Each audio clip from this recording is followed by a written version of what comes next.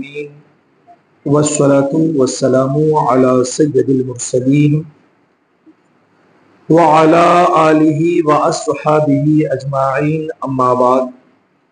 حصول برکت کے لیے ایک بار درود پاک پڑھ لیں۔ اللہم صلی علی سیدنا و شفیعنا و نبینا و مولانا محمد بارک وسلم، صلاۃ و سلام علیک یا سیدی یا حبیبی یا رسول اللہ۔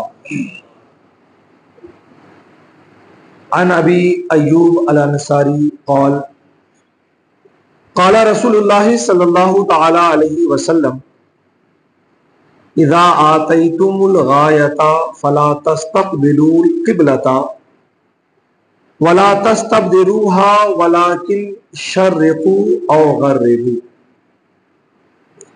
گزشتہ اتوار کو جو درس کا عنوان تھا بیت الخلاء کے آداب، اسی کی کڑی کو ہم آگے بڑھا رہے ہیں۔ اس سلسلے میں آج یہ پہلی حدیث مبارکہ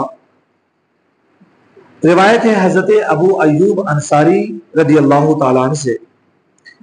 فرماتے ہیں کہ نبی کریم علیہ الصلوۃ والسلام نے ارشاد فرمایا کہ اذا اتیتم الغایۃ، کہ جب تم پاخانہ جاؤ، فلا تستقبلوا القبلۃ، تو قبلہ کی طرف منہ نہ کرو، ولا تستبدلوها، اور نہ ہی قبلہ کی طرف پیٹھ کرو، ولکن شرقوا او غربوا، لیکن تم پورب یا پچھم کی طرف کر لو۔ ظاہر سی بات ہے کہ پیشاب اور پاخانہ کے وقت قبلہ کی جانب منہ کرنا یا پیٹھ کرنا یہ حرام ہے۔ اب یہاں پر جو حدیث پاک میں فرمایا گیا کہ وَلَٰكِنْ شَرِّقُوا أَوْ غَرِّبُوا، لیکن تم پورب کی طرف ہو جاؤ یا پچھم کی طرف، تو یہ ہمارے قبلے کے اعتبار سے نہیں ہے، بلکہ مدینۃ المنورہ میں قبلہ جو ہے وہ جانب جنوب ہے، اور شام یعنی بیت المقدس یہ جانب شمال ہے۔ لہذا وہاں اگر کوئی جنوب کی جانب اگر کرے تو ان کا قبلہ ہو جائے گا، لیکن ہمارے اعتبار سے یعنی جو مدینۃ المنورہ میں ہے وہ پورب اور پچھم یہ قبلے میں نہیں پڑتا ہے۔ اس لحاظ سے حضور نے فرمایا کہ تم پورب اور پچھم کی طرف منہ کر لو۔ مطلب یہ ہے کہ قبلہ کی طرف کرنا یہ جائز اور درست نہیں ہے، اور حدیث پاک میں جو بیان کیا گیا وہ مدینۃ المنورہ کے حساب سے بیان کیا گیا۔ ایک چیز اور یاد رکھنے کی ہے کہ حدیث پاک میں آبادی یا جنگل کی کوئی قید نہیں ہے۔ اس لحاظ سے آبادی میں اگر ہو تو بھی پیشاب اور پاخانے کے وقت نہ قبلہ کی جانب منہ کرے نہ پیٹھ کرے، اور اسی طرح سے اگر وہ جنگل اور بیابانوں میں ہے تو بھی اسے اجازت نہیں ہے کہ وہ پیشاب اور پاخانے کے وقت جو ہے اپنا چہرہ یا پیٹھ قبلہ کی جانب کرے۔ ایک چیز کو آپ محسوس کریں کہ قبلہ کی طرف تھوکنا یہ حرام ہے، اور پاؤں پھیلانا یہ بھی حرام ہے۔ اب یہ حرمت ایسا نہیں ہے کہ مکان کے اندر ہو تبھی ہے، بلکہ جنگل اور بیابانوں میں ہے تو بھی اسے اس بات کی اجازت نہیں ہے کہ قبلہ کی طرف تھوکے یا اس کی طرف پاؤں پھیلائے۔ تو جب تھوکنے کی اجازت مکان میں یا آبادی میں یا جنگل و ویرانہ میں قبلہ کی طرف جائز نہیں ہے، تو پھر پیشاب اور پاخانہ کرنے کی کیسے اجازت دے دی جائے گی کہ وہ قبلہ کی طرف پیٹھ کرے یا منہ کرے؟ بلکہ عالم تو یہ ہے کہ خود حضرت ابو ایوب انصاری رضی اللہ تعالیٰ روایت کرتے ہیں کہ جب ہم شام میں پہنچے تو ہم نے وہاں کے پاخانوں کو قبلہ کے رخ بنا پایا، تو ہم استغفار پڑھتے تھے اور ان میں مڑ کر کے بیٹھتے تھے کہ کسی بھی طرح سے ہمارا چہرہ یا پھر پیٹھ قبلہ کی جانب نہ ہو سکے. ظاہر سی بات ہے کہ ان چیزوں کی رعایت گھر کے بنانے میں ہونی چاہیے. بہت ساری جگہوں پہ مکانات ایسے بنے ہوئے ہیں کہ جس میں اس کی رعایت نہیں کی گئی ہے، یہ کی جانی چاہیے. اور اگر اس طرح سے بیت الخلا بنا دیا گیا ہے مکان میں یا مسجد میں ہی صحیح یا کہیں پر بھی، تو کوشش ہونی چاہیے کہ اس کو توڑ کے پھر سے بنایا جائے. اور جب تک توڑنے کی گنجائش نہ ہو، انسان کو چاہیے کہ پیٹھ یا چہرہ اس طرح سے کر کے بیٹھے کہ قبلے کی جانب نہ پڑے. اگلی حدیث مبارکہ جو حضرت سلمان رضی اللہ تعالیٰ عنہ سے روایت ہے، رسول کریم علیہ الصلوۃ والسلام نے جو حضرت سلمان کے الفاظ ہیں، فرماتے ہیں کہ نہانا یعنی رسول اللہ صلی اللہ علیہ وسلم ان نستقبل القبلۃ لغایۃ، کہ حضور نبی کریم علیہ الصلوۃ والسلام نے اس سے منع فرمایا کہ ہم پیشاب یا پاخانہ کے وقت قبلہ کو منہ کریں. اور نستنجیا بالیمین، اور ہمیں منع فرمایا اس بات سے کہ داہنے ہاتھ سے استنجا کرے. اور نستنجیا باقل من ثلاثۃ احجار، اور ہمیں اس بات سے منع فرمایا کہ 3 پتھروں سے کم سے استنجا کریں. اور نستنجیا بے رجیع او بے عظم، اور ہمیں اس بات سے منع فرمایا کہ ہم استنجا کریں گوبر سے یا ہڈی سے. ظاہر سی بات ہے کہ اس حدیث پاک میں بھی بالکل صراحتاً ہے کہ پیشاب اور پاخانے کے وقت قبلہ کی طرف منہ نہ کرے. یہاں پر ایک چیز کی اور وضاحت کی گئی کہ دائیں ہاتھ سے بھی جو ہے استنجا کرنے سے منع فرمایا، چاہے وہ بڑا ہو یا استنجا چھوٹا ہو. داہنے ہاتھ سے استنجا کرنا یہ مکروہ تنزیہ ہے. اگر کوئی کر لیا تو یہ حرام نہیں ہے، مکروہ تنزیہ ہے، لہذا بچنا چاہیے. اگر کوئی عذر ہے تو پھر بغیر عذر کی صورت میں اسے اجازت ہے. لیکن اگر کوئی عذر نہیں ہے پھر بھی اگر کوئی بڑا یا چھوٹا استنجا دائیں ہاتھ سے کر لیتا ہے تو حرام کام کا شکار نہیں ہوگا، مگر یہ مکروہ تنزیہ ہے، اسے بچنا چاہیے.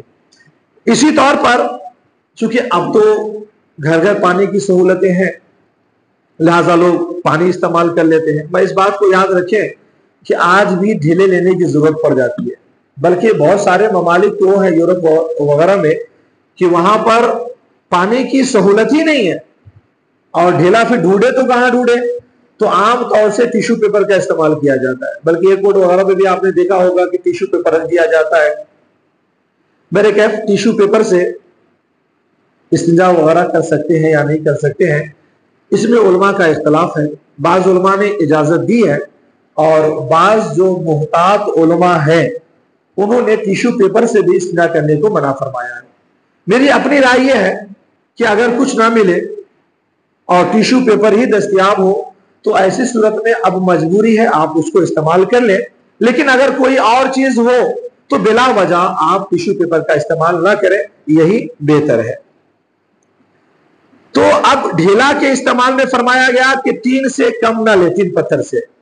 3 پتھر کا استعمال کرنا یہ عام حالتوں میں جو ہے ڈھیلا استعمال کرنا یہ مستحب ہے.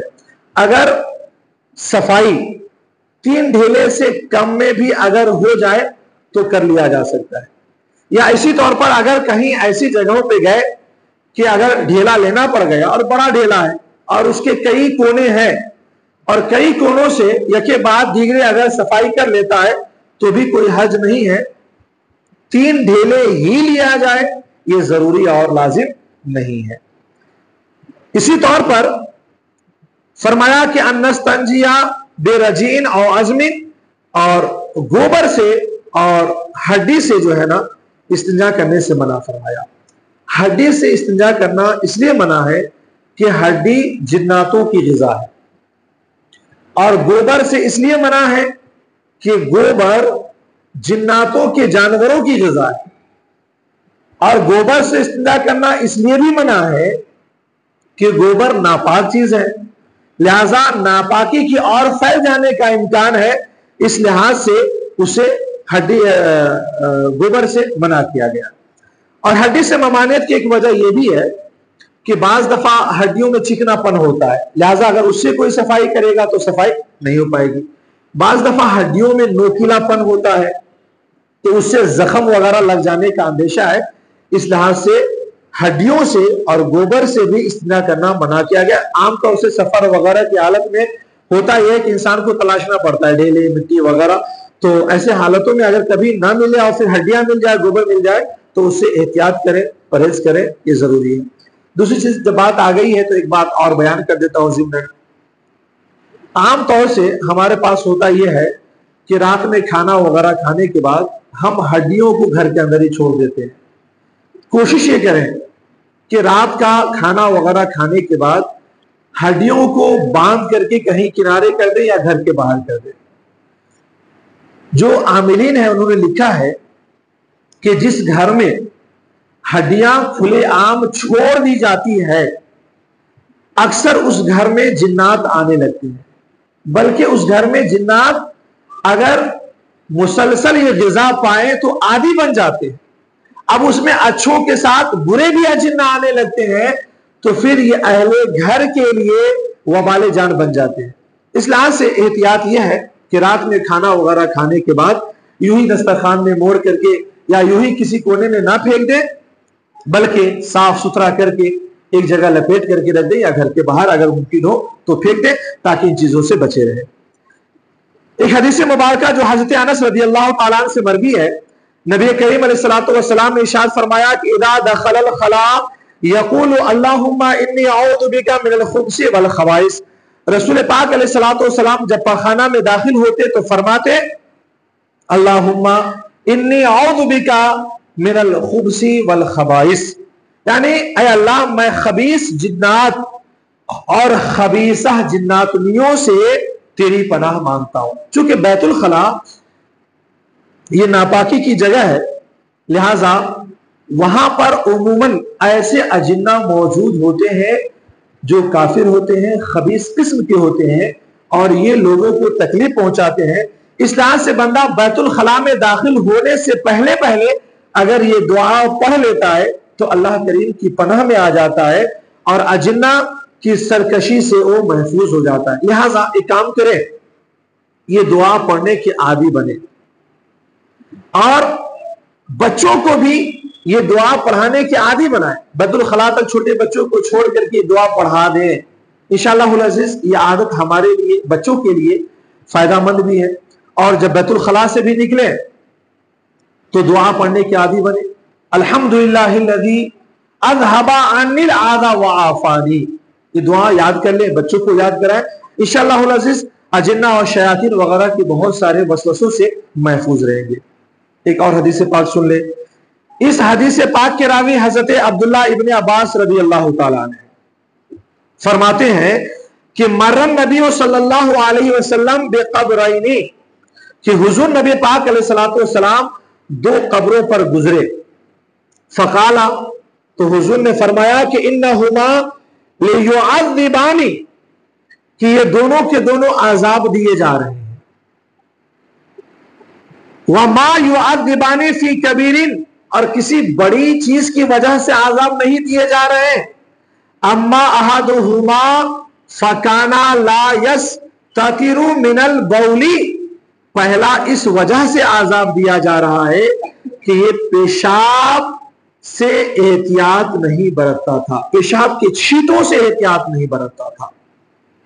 وَأَمَّا الْآخِرُ، اور رہا دوسرا، فَكَانَ يَمْشِي بِالنَّمِيمَةِ، تو دوسرے کا مسئلہ یہ تھا کہ وہ چغل خوری کیا کرتا تھا. ثُمَّ أَخَذَ جَرِيدَةً رَطَبَةً، پھر حضور نبی کریم علیہ السلام نے ایک ہری شاخ، تر شاخ، ہری اور تر شاخ لی. فَشَقَّهَا، پھر اس شاخ کو چیر دیا. بِنِصْفَيْنِ، آدھے سے، یا تو آدھے سے کاٹ دیا یا آدھے سے پھاڑ دیا.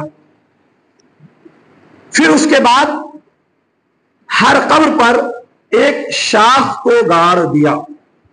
ثُمَّ غَرَزَ فِي كُلِّ قَبْرٍ وَاحِدَةً، پھر ہر ایک شاخ کو ایک قبر پر گاڑ دیا. قالو، صحابہ نے کہا کہ یا رسول اللہ لما صنعت، یا رسول اللہ آپ نے یہ عمل کیوں کیا؟